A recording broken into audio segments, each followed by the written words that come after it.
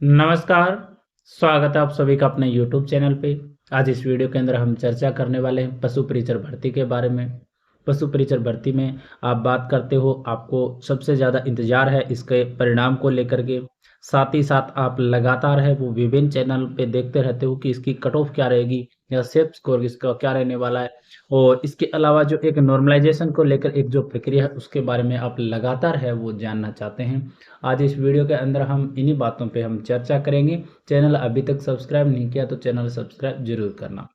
देखो, पशु परिचर भर्ती जब से परीक्षा है वो हुई है, बोर्ड के द्वारा करवाई गई है, उसके बाद में सबसे बड़ा जो मुद्दा है यूट्यूब पे वो बना है इसकी कट ऑफ को लेकर के।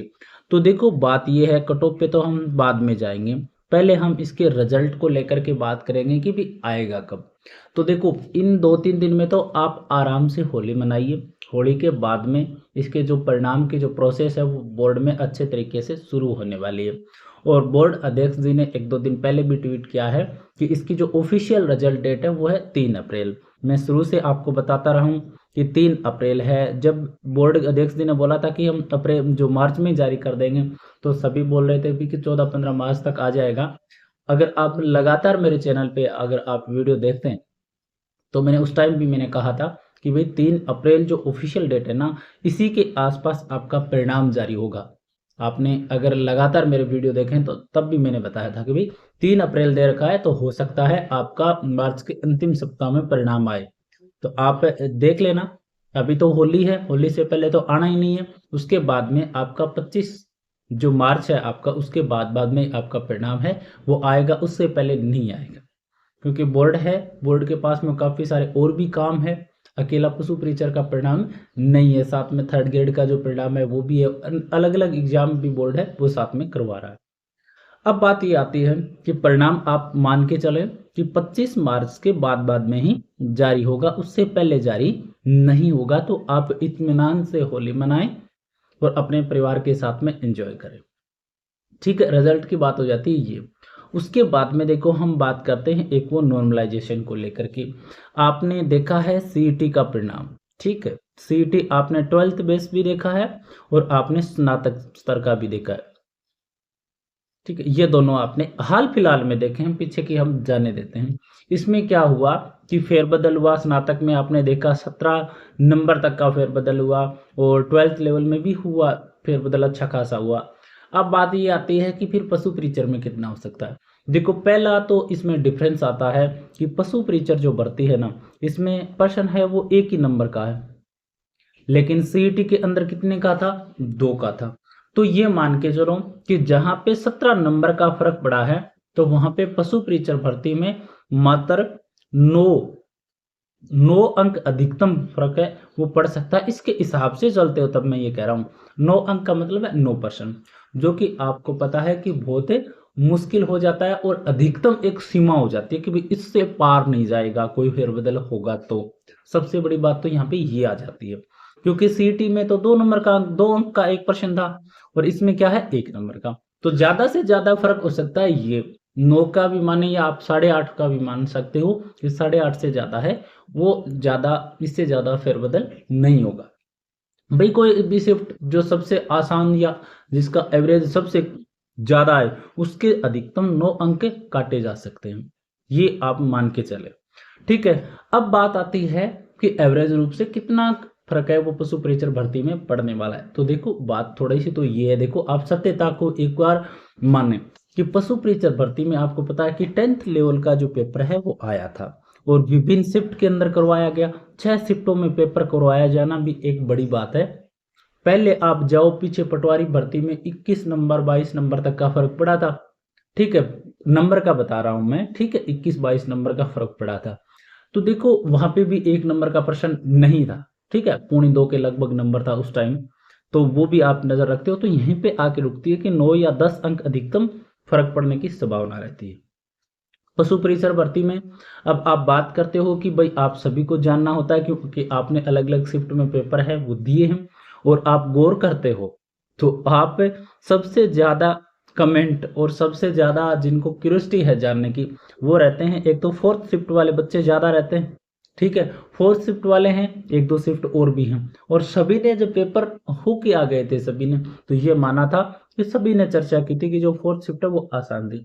तो देखो अभी के लिए मैं ये बताना चाहूँगा, जो रेगुलर मुझे मेरा चैनल देखते हैं उनको मैं ये बताना चाहूँगा कि बाहर बैठ के देखने से पता नहीं चलता है कि ये शिफ्ट आसान थी, क्योंकि नॉर्मलाइजेशन के अंदर जो फॉर्मूला है वो अलग तरीके से वर्क करता है।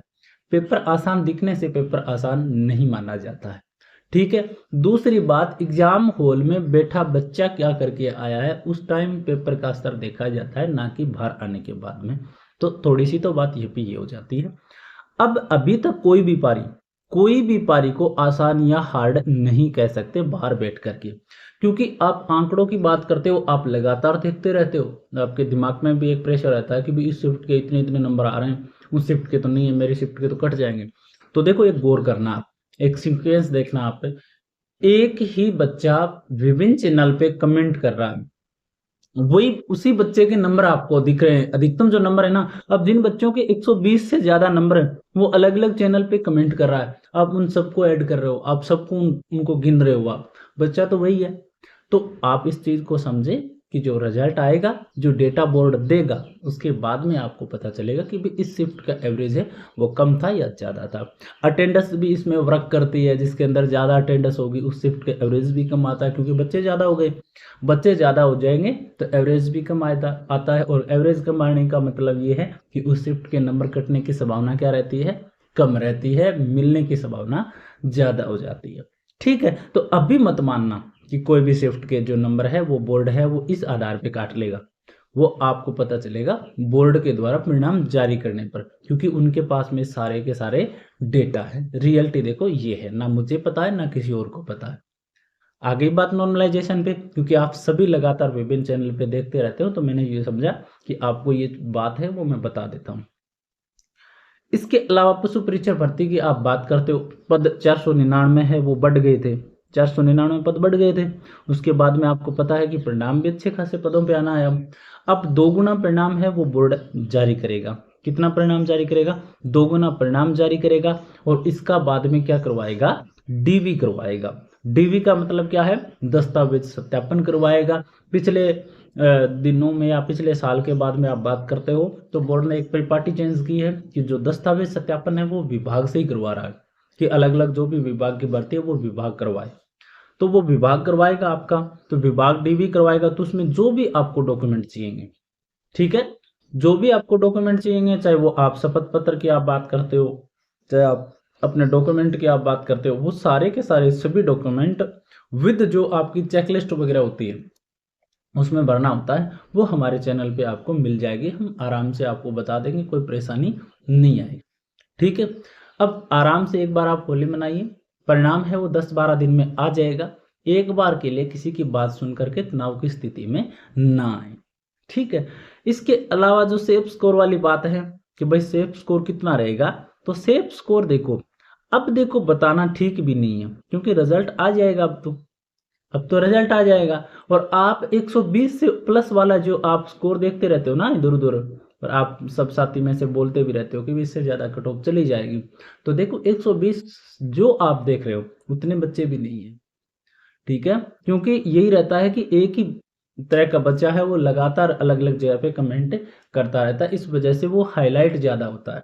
तो ज़्यादा नंबर वाले हाईलाइट ज़्यादा होते हैं, लेकिन इस परिणाम में तो आपको पता है कि बच्चे तो ठीक ठाक पास होने हैं, 12,000 से ज़्यादा बच्चे पास होने हैं इसके अंदर 2 गुना सूची में, तो ऐसी कोई बात नहीं है, परिणाम है वो आपके अनुकूल रहेगा, आ जाएगा अब।